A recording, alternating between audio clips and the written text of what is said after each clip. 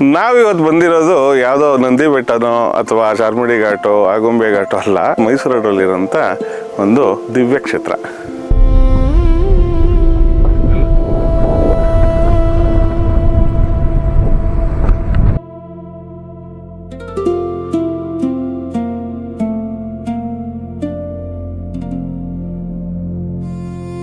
ಬರಬೇಕು ಅಂತ ಹೇಳಿದ್ರೆ ಚನ್ನಪಟ್ಟಣ ಮದ್ದೂರಿನ ಮಧ್ಯದಲ್ಲಿ, ಬೆಂಗಳೂರಿನಿಂದ ಹೊರಟಾಗ ಚನ್ನಪಟ್ಟಣ ಮದ್ದೂರಿನ ಮಧ್ಯದಲ್ಲಿ ಈ ಕ್ಷೇತ್ರ ಸಿಗುತ್ತೆ.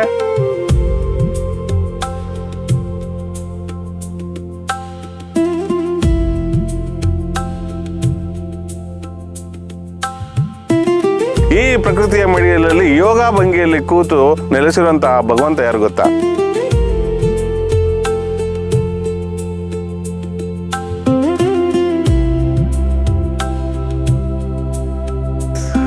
ಹಾಗಿದ್ರೆ ಬನ್ನಿ ಇವತ್ತಿನ ಎಪಿಸೋಡಲ್ಲಿ ನೋಡೋಣ ಕಂಬದ ಯೋಗ ನರಸಿಂಹ ದೇವಸ್ಥಾನದ ದರ್ಶನ.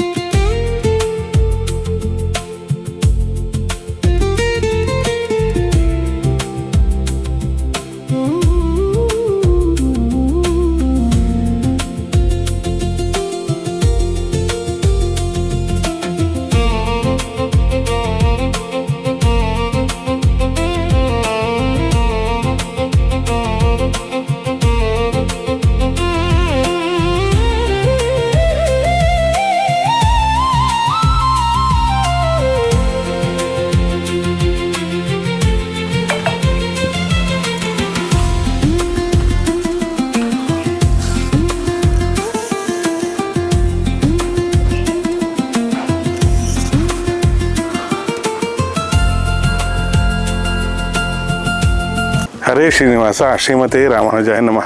ಉಗ್ರಂ ವೀರಂ ಮಹಾವಿಷ್ಣುಂ ಜ್ವಲಂತಂ ಸರ್ವತೋಮುಖಂ ನೃಸಿಂಹಂ ಭೀಷಣಂ ಭದ್ರಂ ಮೃತ್ಯೋರ್ ನಮಾಮ್ಯಹಂ.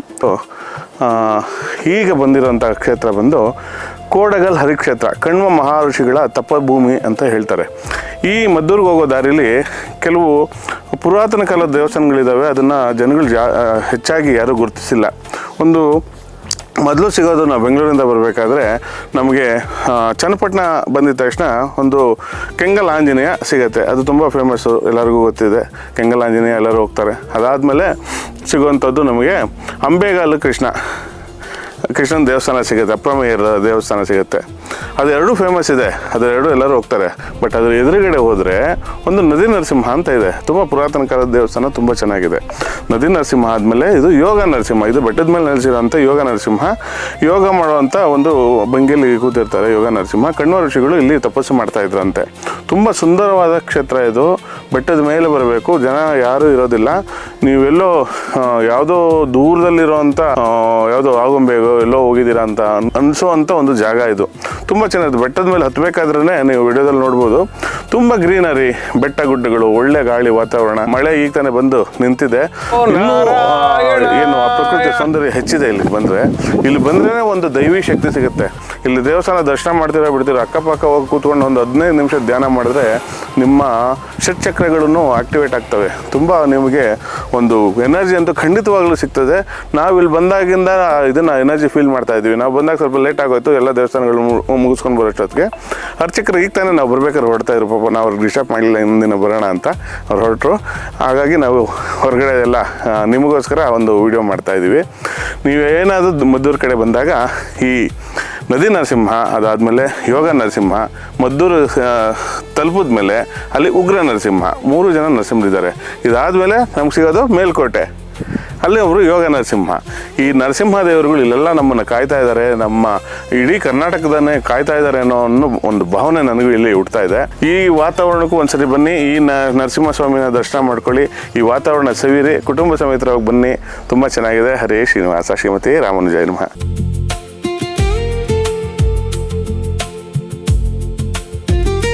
ಈ ಥರದ ಮತ್ತಷ್ಟು ವಿಡಿಯೋಗಳಿಗಾಗಿ ನಮ್ಮನ್ನು ಸಪೋರ್ಟ್ ಮಾಡಿ ಮತ್ತು ಒಂದು 4 ಜನಕ್ಕೆ ಈ ವಿಡಿಯೋನ ಹಂಚ್ಕೊಳ್ಳೋದಂತೂ ಮರಿಬೇಡಿ.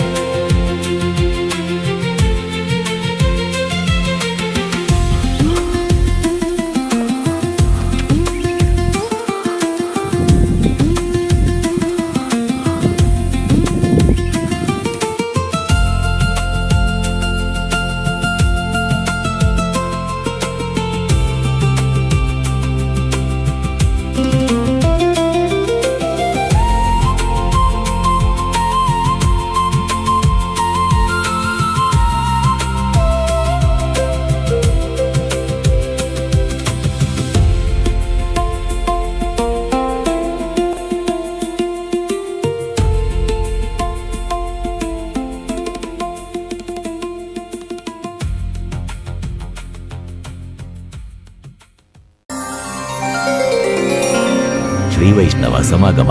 ಶ್ರೀಮತೆ ರಾಮಾನುಜಾಯ ನಮಃ.